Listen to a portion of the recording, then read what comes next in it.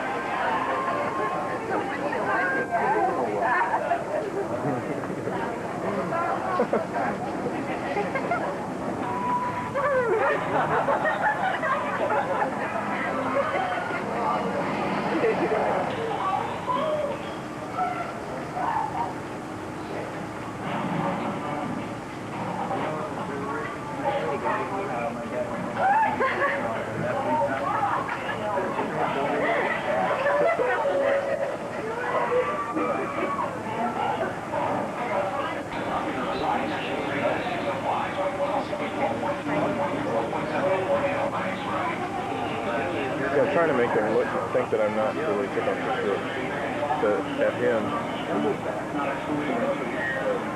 Maybe when he gets out of the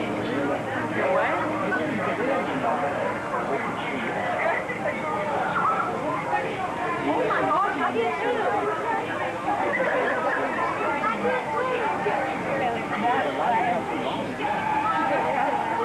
It's an overview of our entire backlot area. It covers 440 acres on the lot. All those buildings you see down below on my side are what we call facades. A facade is simply a false front, and that's all we need for outdoor filming, since our inside scenes are done inside. I knew you were filming, so they're having a housewarming party. There's something I would worry about. The flames are real, but the house will never burn down. It's made of non-combustible material. As we go around behind the house, we see it is just a facade, a false front, and the fire is coming from gas jets located inside the windows. The scorch marks from the outside of the building is actually black spray paint.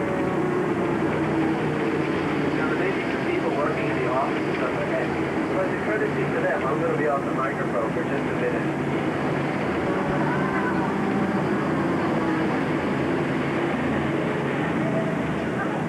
In just a minute, we'll be leaving the tram, and we'll go inside one of our sound stages to learn about special effects.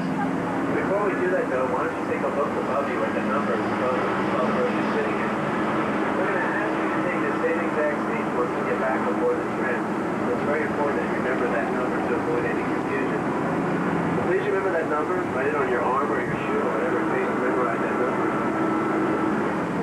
As the tram comes to a stop, we'll lift the gates for you. Please follow me to the rear of the tram, over to the red line. What time is it? I'm going to take you to our property warehouse right now. That's this large structure over here on the driver's side. It covers an entire acre on the lot here. We have over 5 million movie props housed inside our warehouse. A prop is anything that is not nailed down to the stead. It can be as small as a pencil or paperclip, or as large as a piano or a chandelier. While a film is in production, the art director and set decorator will come down to the warehouse and select the things they need to dress up the sets to make it look like the actor really lives there. There are lots of different things here, like antique furniture, appliances, statues, paintings. Some of the statues are real, they're done in stone.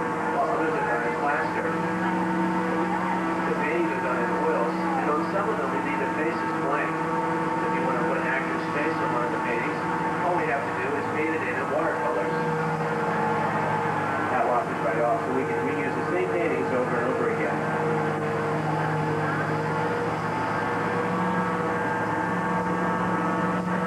This is the park where we came in today, right next door to the bud shop. So once we get back up top at the end of our tour, I want to where we designed and built all the signs and the decals to make them look like they're in different towns.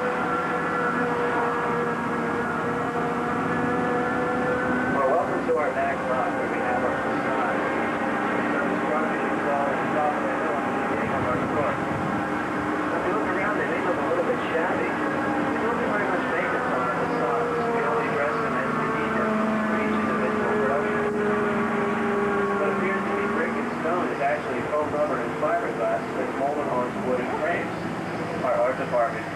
look like the real thing. And over the years, these streets have been seen in San Francisco and Ironside, Chicago in the state, and also New York in Kojak.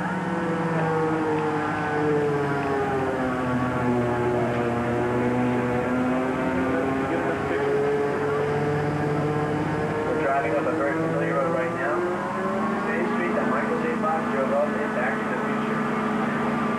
On my side of the tram on the corner is the Turquoise Cafe. You'll see it from all shop in the film. Michael J. Fox first met his father as a teenager. This is the town square set that we saw in the video clip at our previous center. Then across the way from us over to the driver's side, on top of our courthouse set is where the clock tower was located. And that's where Christopher Lloyd tried to harness a bolt of lightning to send Michael J. Fox back to the future. Well, that's not the only famous film that he filmed here. Here on the courthouse square set, we also did the movie Gremlins. Covered the entire area of the movie snow. For the Gremlins as they terrorized the neighborhood. Right next to our courthouse square set, we have some big city streets. These are also used for outdoor filming. Now, sometimes it becomes necessary to build a city streetscape inside one of our sound stages so we can control the lighting and the weather effects a lot better. So we're going to take you inside a sound stage right now to show you a mock-up of a New York City street set. Get your cameras and flashes ready, because you may recognize it from a very famous movie.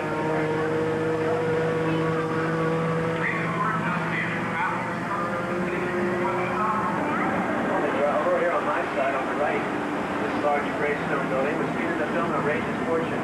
And that's where Shelley Long and Bette Midler had their little fight out in the middle of the street. That was also seen as the bank in the very first Dirty Harry movie. Now that was filmed on location in San Francisco, but for the bank robbery scene, it was filmed right here in our back lot. We can change the appearance of our streets very easily, and look like any major city, just by changing the signs around the thing. They can see as New York, San Francisco, Chicago, Seattle, Washington, even as London for an episode of Murder, She Wrote. There are holes along the sidewalks, so we can place fake lamp posts any close to one. Also some fake fire hydrants, mailboxes, parking meters, newspaper vending machines. Just about anything you see on a city street, we can place right here to make it look like the real thing. As we go through, we look around and may notice that the curtains are drawn and linked to the windows. Well, that's to hide the wooden frames of the facades behind them. When we're filming at night here, we'll place a movie light behind the windows to make it look like somebody really lives there. We can even film rainstorms here because there are sprinklers on top of all the buildings, so we can film a rainstorm anytime we want. I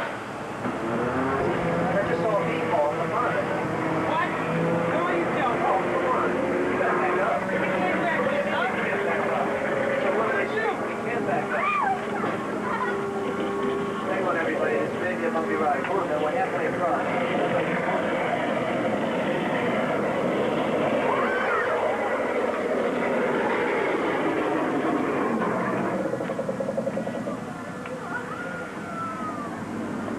Man, I blew it on that king. Fall apart. There's really no danger. It's built into a man-made lake. This lake is only about 6 feet deep, and we painted the bottom of it green, vegetable dye, to give them a charred effect. On the other side of our greenery department, to get a better view of our facades, running the entire length of our big city street, to get a better view of our back lot.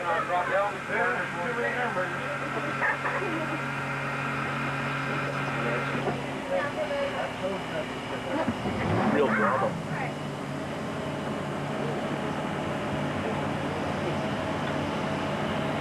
Now, I don't know how well you can see from over here, but way over on the left, beyond our facades, a lot of trees and a lot of grass, and that is part of the Lakeside Country Club. And how many people saw the movie The Sting? Well, all the country club scenes were filmed over there, where Robert Shaw played golf, playing the part of Doyle Lonergan. Up here on the hill, and it's there to remind us also we have a new Jaws movie coming out this summer. Jaws, many of our Western movies. Now, even though it is sunny, I heard there was a 50-50 chance of rain in this area today. So I hope you brought your umbrellas, because anything can happen. This is what they meant by a 50-50 chance of rain. But it's raining on the driver's side. Over on my side, it's nice and sunny. Oh, thanks. Yeah, get the thing. Now when it rains, there is a danger of flooding, so I have to be very, very careful. Keep your eye on the hill. Uh-oh. If you didn't take a bath today, you're about to get one. Hang on back there.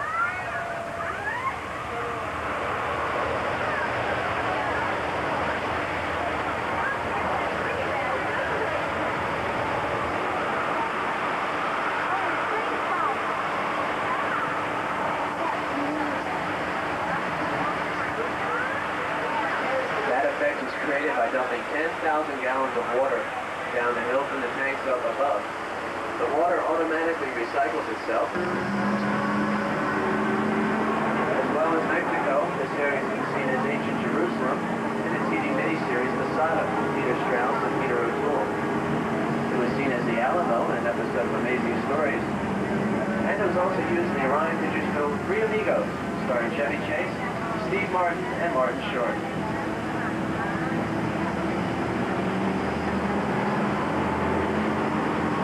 Across the border right now from Old Mexico into the Old West. And take you to a town that we call Six Points, Texas. We call it Six Points because 6 different western streets all meet into one central area on each street. So if the good guys wanted to chase the bad guys, all they had to do was chase them around the block. All our filming westerns nowadays, we just place some dirt over the asphalt and some wooden planks over the sidewalks. Then we add some hitching posts, some water troughs, some horses, some livestock, and some cowboy actors, and then we have an instant western town.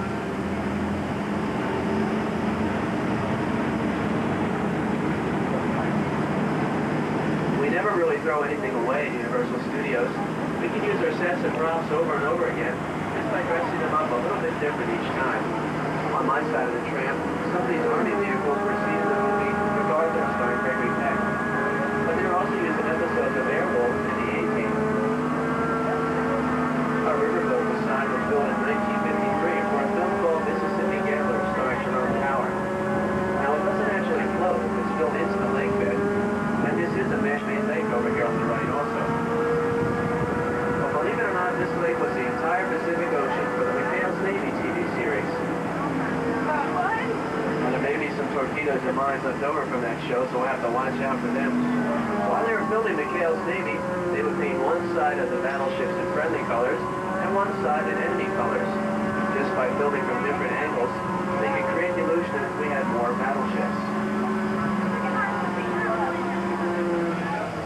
Well, I hope y'all can swim or water ski because the road's flooded up ahead. No, what are we going to do? I don't know. Where's Charlton Heston when you need him? Well, just like he did in the film The 10 Commandments, all we have to do is say, "Part the waters, please." And there they go. This is similar to the effects seen in that Paramount film. They took footage of the water separating and combined it with matte paintings and also footage of actors walking across a dirt road. When it's put all together, it looks like they're really walking across the bottom of the Red Sea. And once the water clears, we'll drive through and you can get a great sea-level picture. But please keep your arms inside at all times. Across the lake is our tropical island set. We're going to go by there in just a second. That was seen as the island of Bora Bora in the Tales of the Gold Monkey TV series. It was on ABC a few seasons ago. It was also seen as Gilligan's Island for the TV movie Rescue from Gilligan's Island. And besides the skipper and Gilligan, the creature from the Black Lagoon also swam around in this lake as well.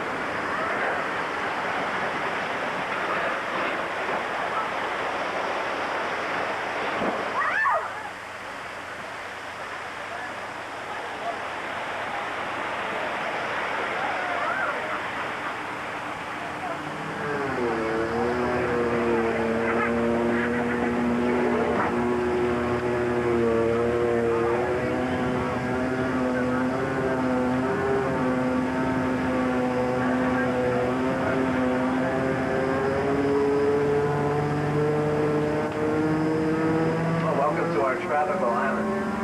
Now as you drive by here, take a look over on the driver's side of the tram. It may look like a shark to you, and that's because it is. It's a mold that was used to create the mechanical sharks for the new Jaws the Revenge film. They made about 6 mechanical sharks for that film, and they're all hydraulically operated, just like King Kong was. You got to swim back and forth and also attack the actors for the film.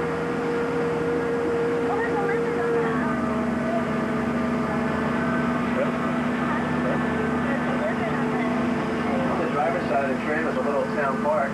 As I mentioned earlier, this park was seen as part of the golf course for the movie The Sting. Through the use of matte paintings and also knocking down the fence on the other side, they can combine this portion of the back lot with the country club over on the other side to make it look like a huge golf course.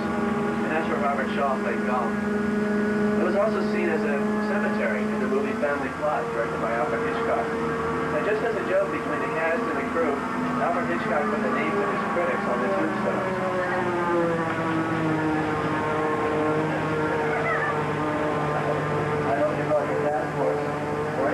Right now. We can make this village look like any European city just by changing the language on the signs.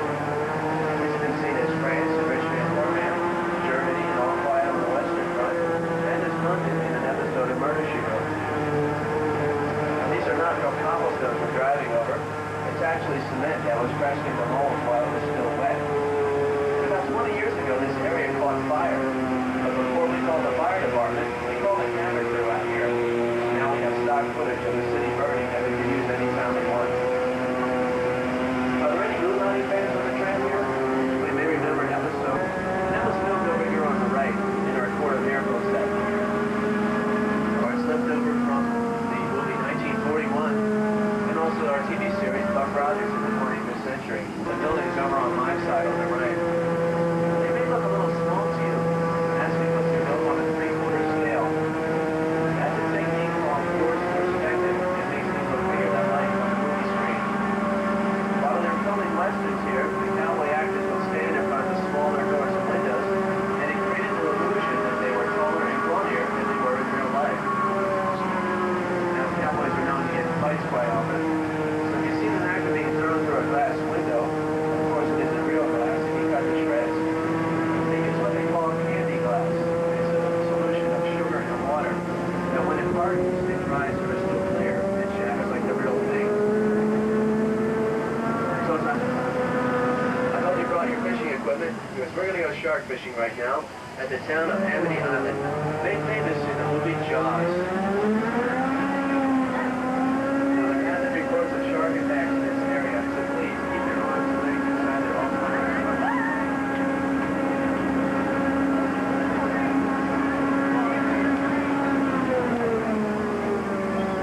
Now, this guy should not be fishing on the lake. It's just not a good idea, so we better warn him.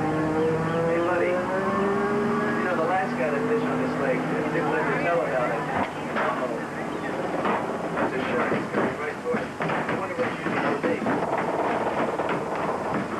Hey, pal, get off the lake. Hurry up. There's a shark. It's coming right toward you. Yes, you. Get off the lake. Oh, my goodness. We've been trying to catch that shark all week. We baited a hook and attached it to that yellow barrel in the center of the lake. If the shark takes the bait, we can trace every move he makes, so keep your eye on that yellow barrel. Come on, shark. All right, there he is. He's taking the bait, and now he's taking the pier. Hang on, everybody.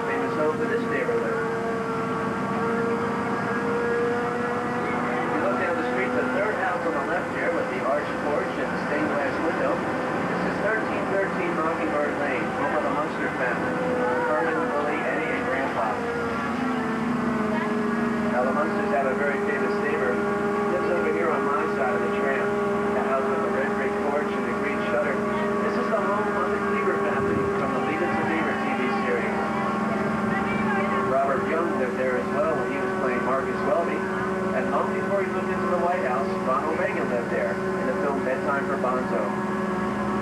The Cleaver family is back on the air. The new Leave It to Beaver show airs on WTBS, the cable station. Back in the early 60s, Rock Hudson and Doris Day made many of their famous films here, including Pillow Talk. These songs look real from the outside, but once again they are facades, just false fronts. Now the camera crews will film the actors like walking up to the front door of the house. It looks like the scenes done inside our sound stages where the interior sets were built. When it's all edited together, it looks like the real thing. But to give you an idea what a facade looks like and how it's built, we're going to go behind the Mercedes house right now, and we'll see what kind of house Jude Cleaver really was. There's wooden frames with steps leading up to the second floor, so the actors can walk upstairs and lean out the windows and make it look like they really lived there.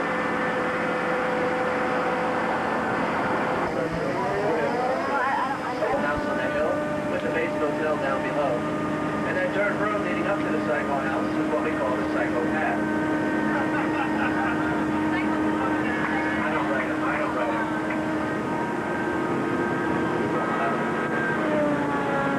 The jet ski in the middle of the lake is one of our stuntmen, and he's busy rehearsing for our new Miami Vice live-action stunt show, which will open 4th of July weekend.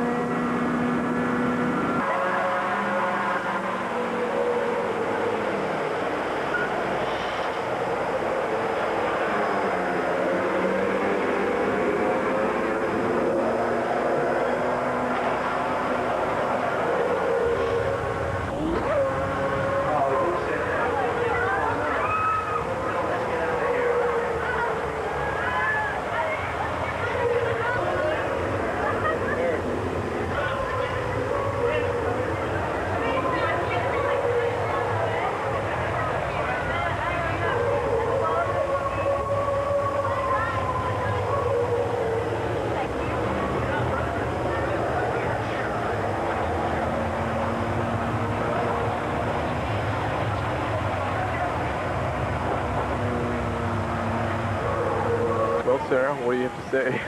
Nothing. Nothing. You're in the arms of Clark Gable. Take one? Want me to take another one? You can't take another one. You have to put. Oh, okay. Wait, don't take another one. Let me get on you. What do you... Oh, right. You got a little too much light in, that's all. Yeah, that's Uh-oh, Sarah. Conan 3. okay, Starling.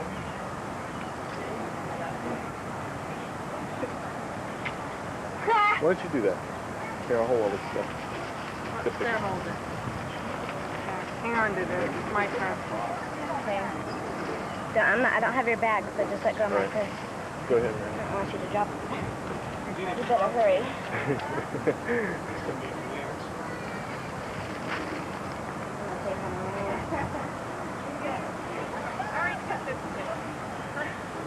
You gotta do it a second time. Like this. That looks good. Yes, my true body. Shoot. I only have 2 more pictures left.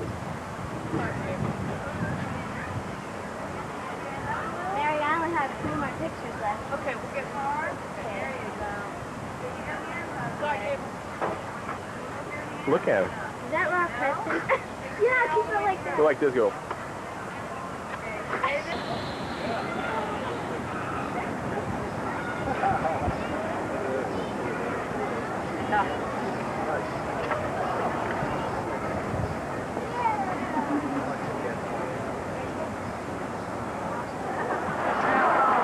How about a nice hand for Tubbs and Crockett, 2 of our animal actors. Good afternoon, ladies and gentlemen. On behalf of all of us here at FCA, it's my pleasure to welcome all of you to Universal Studios Animal Actor Stage Show. This afternoon, we have with us some of the animal stars that were trained by one of Hollywood's top animal trainers, Mr. Gary Giroux and his associates. Now, Mr. Giroux is the same gentleman responsible for training some of the animals that you might have seen before in such feature films as All of Me, Pretty in Pink, and The Beautiful Birds from Lady Hawk. Well, right now, it's my pleasure to introduce to all of you a member of Mr. Giroux's company, and this gentleman also happens to be a very fine animal. Anybody see Rocky on this commercial? Yeah? Great. We always have to have this kind of bird fly to someone and to pick something up. How about somebody to help me out? An adult, volunteer, someone that has a dollar bill. All the hands went down. Sir, right on the end, you have a dollar bill? You want to help out? Great. Take your dollar bill out. What I'd like for you to do is to fold it in half. Then I'd like for you to stand up with it right where you're at. Hold it in either hand. Hold your arm straight out to the side just like this. Rocky, see where he is? Fly right out there. Pick it up. Bring it back. All right. Good bird. Thank you. How about a volunteer with a $10 bill? No, I'm only kidding. I'll give it back to you, okay? Stand up again if you would. Hold your arm out one more time. Back, hold both arms out this time. Now flap real hard and you fly up again. Oh, you heard that one, huh? No, I'm only kidding. Just one arm. Put your palm up. Rocky, put it right where you got it. All right. Thanks very much, sir. You're a good sport. That's Rocky, folks. Now, he wouldn't be that hard to photograph because he didn't fly that fast and we knew right where he was going. Fast-flying birds are difficult for the cameraman to get on film. See for yourself. We're going to bring down onto the stage a bird from the movie Lady Hawk. Larry, what we need out here is a glove and we need some bait. Now, the bird itself is up in the box, up in the corner of the balcony. For you folks that want to try to photograph it, it's very difficult because the bird's going to fly very fast. But the best way to do it is to either focus where the bird's going to land, which is going to be on like this, or open your cameras up if you have telephoto lenses so you get a real wide viewpoint instead of, okay, you're going to get it? Joel's going to get it. Okay.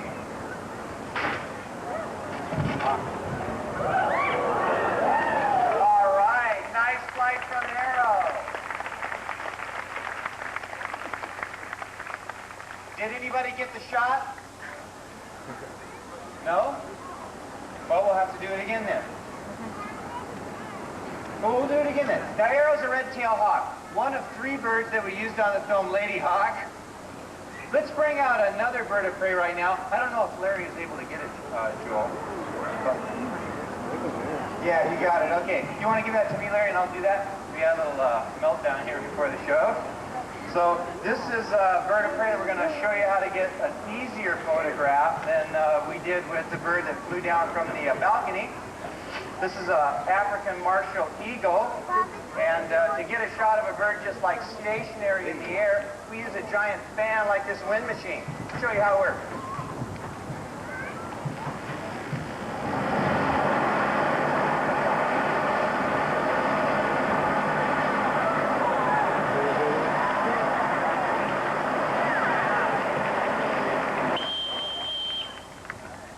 Okay, nice flight from our eagle.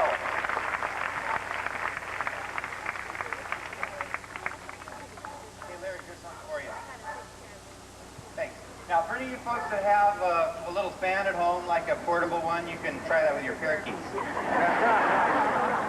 Now, another animal that gives us a lot of... Look at this bird right here. It's trying to carry our hot dogs away. Another animal that gives us a lot of problems on the set are house cats because they're independent and hard to train. And we've developed some sound cues to work with them because you just can't go kitty, kitty, kitty and expect a cat to run across the scene. Well, it usually doesn't work unless the cat's Hobie. Now, you may have seen Hobie in various episodes of Remington Steele, and on a set we do use a sound cue. We use a clicker. He hears the sound of the clicker, finds the source of the sound. We make certain that he gets fed a little goodie when he gets there. Hey, folks, we have a special guest with us today. She made her television debut on an episode of Night Court. Here's Sunshine. Come on over here, Sunshine. Below everybody, a big kiss.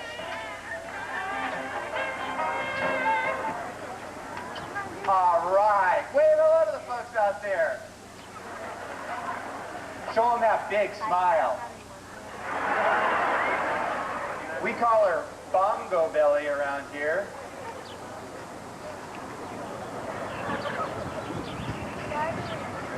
Nice hairdo, huh? Look at these lips. Do you realize how funny you look? Now, don't be embarrassed. We have a great crowd out there this afternoon, Sunshine. Tell me, what do you think of these folks? That's not very nice. Now, I think you better apologize. Watch your mouth. There's children. Are you sure? Don't take this one like that.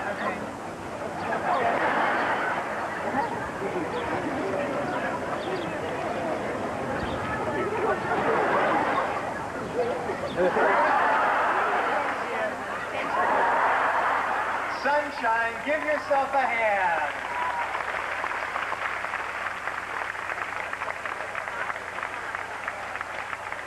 All right, folks, that's Sunshine. Thanks for joining us. Now, as you can see, we use all kinds of animals, but the ones we use most often are dogs. Here's one of my favorites. This is Bo. Come on out, Bo. Hop up, say hi. All right, now, Bo and I would like to show you simple, basic tricks that any well-trained studio dog should know. Okay, of course, the dog should know how to speak on command, which he did. Bo, look at me. Sit. Sit. Down. Head down. On your feet. Turn around. Not that way, the other way. Good dog, Bo. Dig it up. Good dog. All right. On your mark. Stay there. Sit. Down. Crawl. Down. Face. Now limp. All right, good boy. Hey, how about someone that might like to come up on stage and help me do something with Bo? Do we have any volunteers down there? You want to volunteer right in the middle? Yeah, come on up. There's some stairs right over there. Forget the stairs. What's your name? Johnny? Come on up, Johnny. Where are you from? From Utah? Great, have a seat in the chair. I want to show you and the rest of the folks that Bo will listen to what you say to follow your directions. To prove it, we have a big pile of clothes backstage. If you'll think of 2 articles of clothing, whisper them to Bo, he'll go back and get them and he'll bring them out here for you. Okay, we got hats, shirts, shoes, socks, pants, caps, whatever. Anything you want, okay? You got your things in mind? Okay, Bo, come on over here. Listen to what Johnny has to say and get what he asked you for. You told him both things? Tell him both things. Okay, go get him, Bo. Now, he's been doing real well at this all week long. Let's give him a second, see how he does. That was fast. He brought you a hat. Did you ask him for a hat? No. Go get what he really wants, Bo. Don't worry, he'll get this one right, I know. Johnny, you asked for this? Look what you did! Can you believe it? Well, can you? Take this now and get out of here. You're a mess. Look at yourself. All right. And the folks out there in the audience, what else do you do for excitement? Ooh, not bad. Hey, well, Mickey is a versatile performer. In fact, she's even got her own version of monkey breakdancing. Moonwalk. Now, break.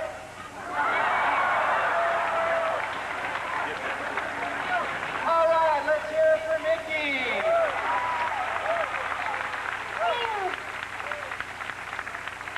That a girl, Mickey. Give me 5. You're too cool.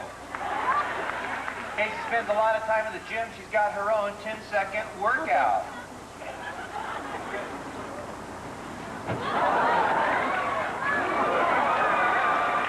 How about it? That's Mickey the monkey. One more time, Mickey. Ladies and gentlemen, how about a nice hand for Mr. James Dew? It's Mickey. Where's mine? I didn't have any. Thank you, ladies and gentlemen. That's it.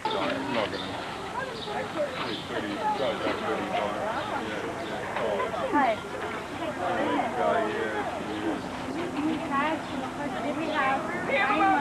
Oh.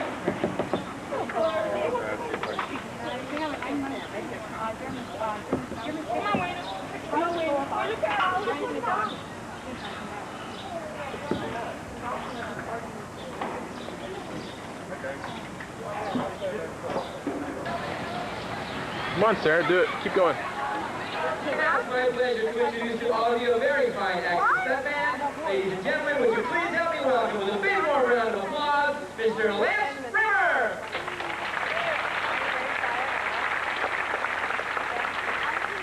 Thank you. Today we call you to set up one of the basic elements of our business, that is the motion picture stunt fight.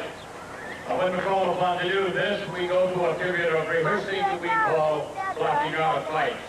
This all means that we go through that fight routine many times, in slow motion of course, until we have complete confidence in each other's movement. And only then will we put the fight on film. Right now I would like to bring out a Mr. Raymond!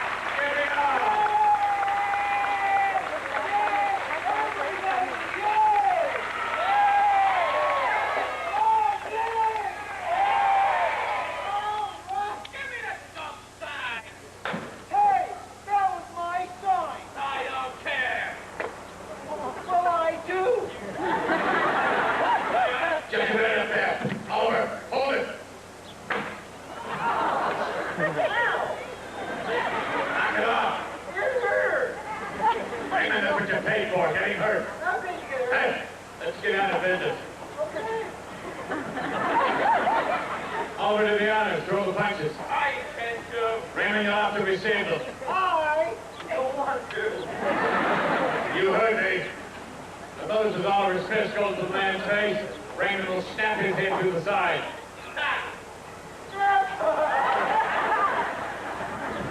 Now the punch I'd like to use is the one in the midsection. That punch is delivered in this manner. Oliver approaches his target, he will pull the punch or say bounce it off.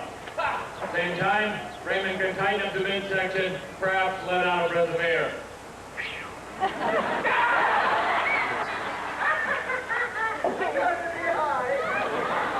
Are you through? Yeah. That is not what I meant. Well, my friends, are you kicking you right again?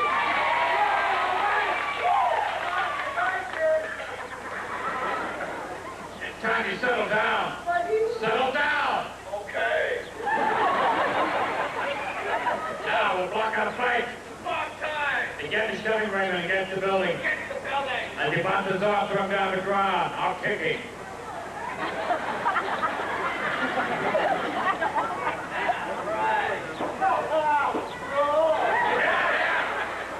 I don't like that. I don't care what you like.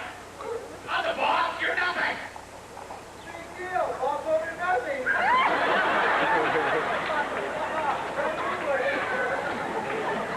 An order on you.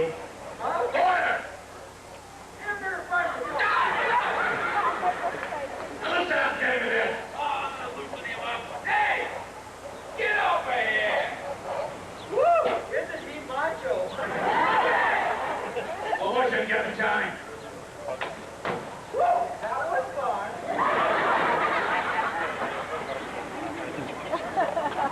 He said slow motion, cowboy. I don't care what he says. I'm not gonna do it. Yeah! All right. If I come over there, you'll make a fly business. Yeah! Get over here! Right there.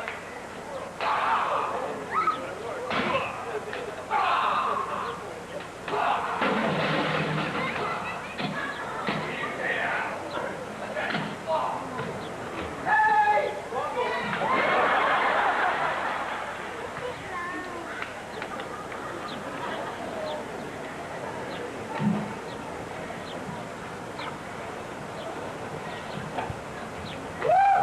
Wow! Hey, gang, you have your gun? Let's have some fun!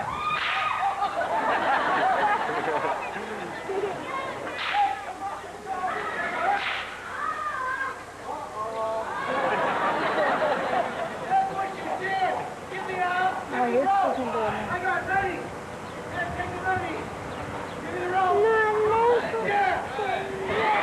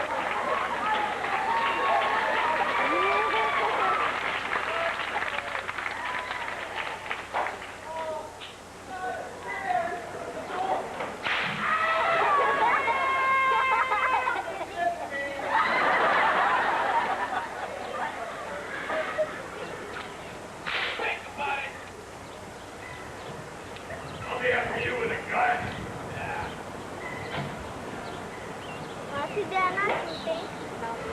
You're gonna get it.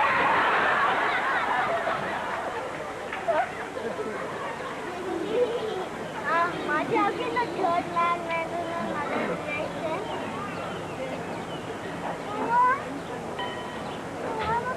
Where you go?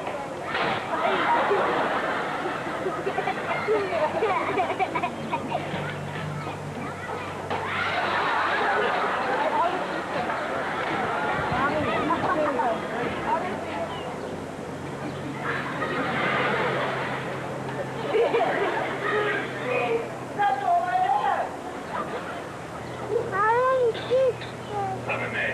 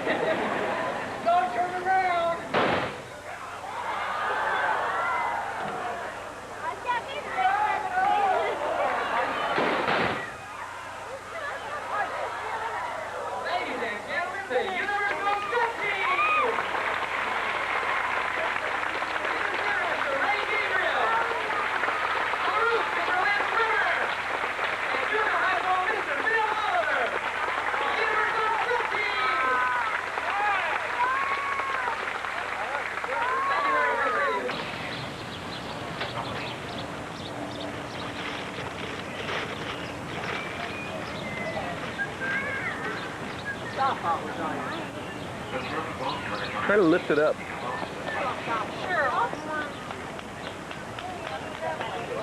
Huh? Try to grab by the nose and lift it up. Yes. Yes.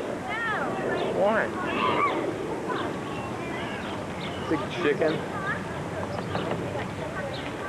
Is that Steve, Mary?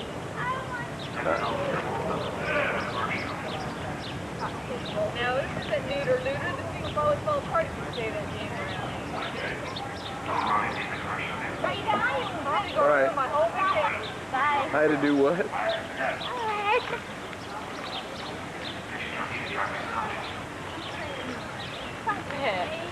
Huh? I guess, I don't know. Your first shirt? Why? What's wrong? I don't know. Just ask that guy, whatever his name was. It's a medium. Sarah, you going in there too?